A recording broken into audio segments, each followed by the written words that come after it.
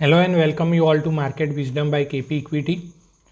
आज हम लोग बात करने वाले हैं स्टॉक सिलेक्शन में आपका अप्रोच कैसा होना चाहिए, टॉप डाउन अप्रोच होना चाहिए या बॉटम अप अप्रोच होना चाहिए। तो पिछले वीडियो में हमने बात की थी कि स्टॉक किस तरह के पोर्टफोलियो में होने चाहिए, साइक्लिकल होने चाहिए या कंसिस्टेंट परफॉर्मर होने चाहिए। तो उसके बारे में हमने, अगर आप वो वहाँ पे वो स्टेज आपका क्लियर हो गया है तो अभी नेक्स्ट स्टेज आपका यही आता है कि आप वो जो भी आप कंसिस्टेंट परफॉर्मर सिलेक्ट करें या साइक्लिकल सिलेक्ट करें, वो जो भी आपने डिसाइड किया है तो वो स्टॉक आप सिलेक्ट करने का अप्रोच आपका किस तरह से होना चाहिए। तो उसी बारे में इस वीडियो में हम लोग बात करने वाले हैं कि आपका अप्रोच टॉप डाउन अप्रोच होना चाहिए या बॉटम अप अप्रोच होना चाहिए। तो पहले दोनों अप्रोच क्या है उसके बारे में हम लोग देख लेते हैं कि टॉप डाउन अप्रोच यानी कि जिसमें पहले इकोनॉमिक एनालिसिस किया जाता है, बाद में इंडस्ट्री एनालिसिस किया जाता है और फिर बाद में कंपनी एनालिसिस किया जाता है। और बॉटम अप अप्रोच में पूरा उल्टा होता है कि आप स्ट्रेट फॉरवर्ड कंपनी सिलेक्ट करते हो, उसके बाद आप इंडस्ट्री देखते हो और उसके बाद इकोनॉमी देखते हो।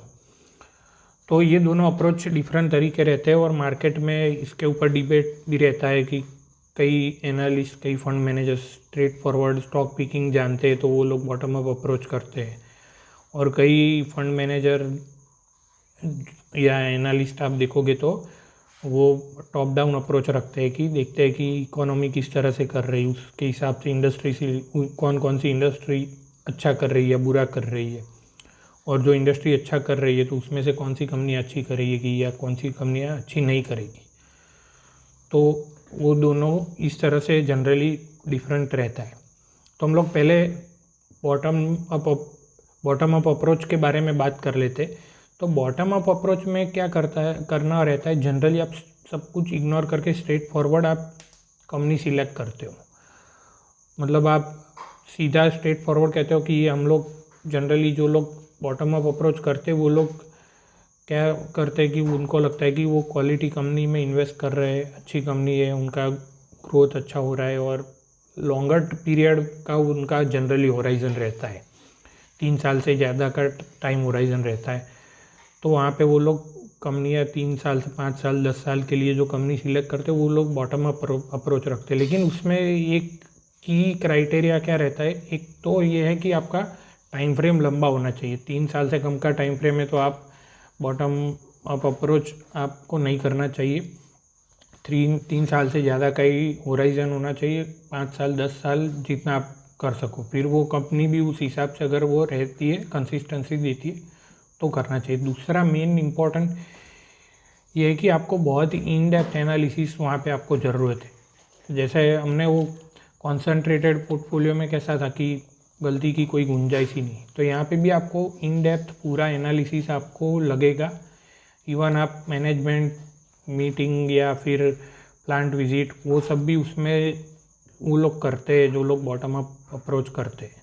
हालांकि रिटेल इन्वेस्टर के लिए तो वो सब चीज़ अलाउड नहीं है, लेकिन जो एनालिस्ट बॉटम अप अप्रोच करते हैं वो लोग मैनेजमेंट से मिलते हैं या फिर उनके प्लांट विजिट करते हैं और फिर वो पूरा डिटेल में उनको कंपनी स्टडी करते हैं और फिर वो लोग बाकी के फैक्टर मैक्रो और वो सब चीज़ें इग्नोर करते हैं और वो कंपनी लंबे टाइम के लिए रखते हैं।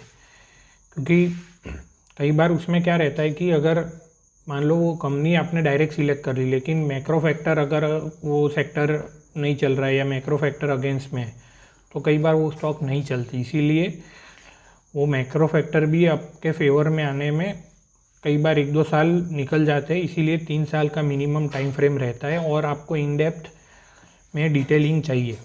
अभी टॉप डाउन अप्रोच में क्या रहता है कि आप पहले देखते हो कि मैक्रो डेटा किस तरह से रहता है, किस तरह से मार्केट के फेवर में है या नहीं है। तो ये मैक्रो डेटा आप पहले स्टडी करते हो, उसके बाद देखते हो कि कौन से सेक्टर्स अच्छा कर रहे हैं, कौन से सेक्टर्स अच्छा नहीं कर रहे, और उसके बाद जो सेक्टर अच्छा कर रहे हैं उसमें से आप कौन सी कंपनियाँ अच्छी कर सकती है वो सिलेक्ट करते हो। कहाँ पे ग्रोथ आता है, कहाँ पे अर्निंग्स ग्रोथ आता है, वो सब आप देखते हो। तो बेसिकली इसमें जैसे एग्जांपल अभी करंट सिनेरियो का ही हम लोग देखें, अभी 2023 में तो पिछले 1-1.5 साल से हम लोग देख ही रहे कि इन्फ्लेशन और इंटरेस्ट रेट पे ही पूरा मार्केट टिका हुआ है, वो मार्केट को रोक के रखा है उसने। तो इन्फ्लेशन और इंटरेस्ट रेट के हिसाब से वो मैक्रो डेटा हो गए, उस हिसाब से फंड मैनेजर या एनालिस्ट जो लोग टॉप डाउन अप्रोच रखते हैं वहाँ पे उस तरह से ही होता है कि इंटरेस्ट रेट और इन्फ्लेशन को देख के कौन से सेक्टर अच्छा नहीं करेंगे, कौन से सेक्टर अच्छा करेंगे। इंटरेस्ट रेट हाई साइकिल चल रहा है तो वहाँ पे मान लो कि हाई पी वाले स्टॉक नहीं चलते या लो पी वाले स्टॉक चलते, तो वहाँ पे कौन सा स्टॉक रीजनेबल वैल्यूएशन पे, कहाँ पे ग्रोथ आता है। तो पहले वो मैक्रो फैक्टर देख लिया कि चलो ये दिक्कत रहने वाली है कि हाई पी वाले स्टॉक नहीं चलने वाले हैं, तो उस हिसाब से सेक्टर भी देखते हैं कि कौन से सेक्टर चलते हैं।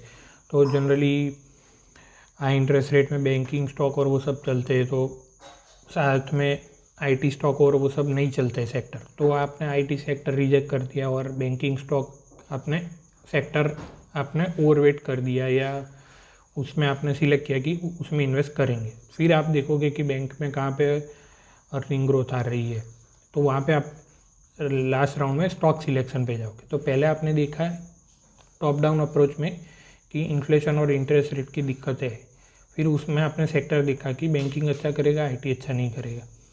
फिर आप गए कंपनी में, चलो बैंकिंग अच्छा करेगा, तो वहाँ पे आप कौन से स्टॉक सिलेक्ट कर सकते हो। तो जो हमने भी 2022 में जो हम लोग केपी इक्विटी में मैनेज करते हैं, उसमें भी हमने 2022 में हमने शुरुआत में आईटी में ओवरवेट थे, लेकिन मिड 2020 यानी जून तक आते आते हमने अंडरवेट करके पूरा जीरो कर दिया और अभी तक वो अच्छा ही चल रहा है, वो डिसीज़न हमारे फेवर में ही रहा हुआ है।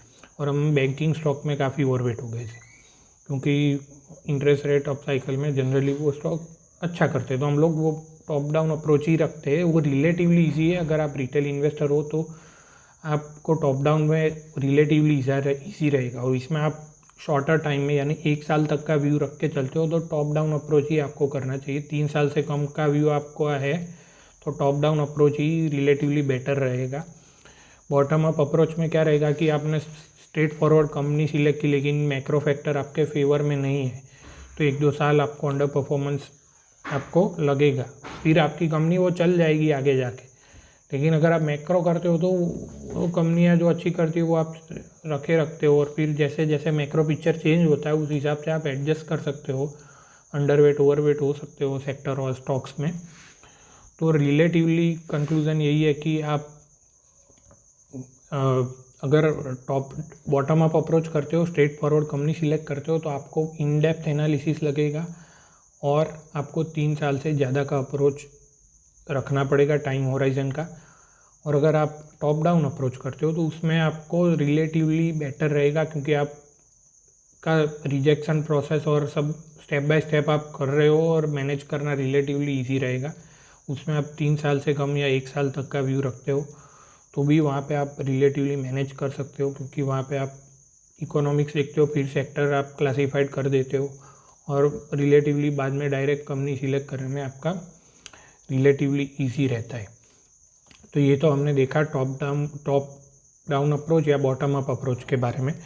अभी नेक्स्ट वीडियो में हम लोग देखेंगे कि स्टॉक को किस तरह से आपको क्लासीफाइड करना है, यानी कैटेगराइज आपको किस तरह से करना है आपकी सिलेक्शन प्रोसेस में ही। So thank you very much.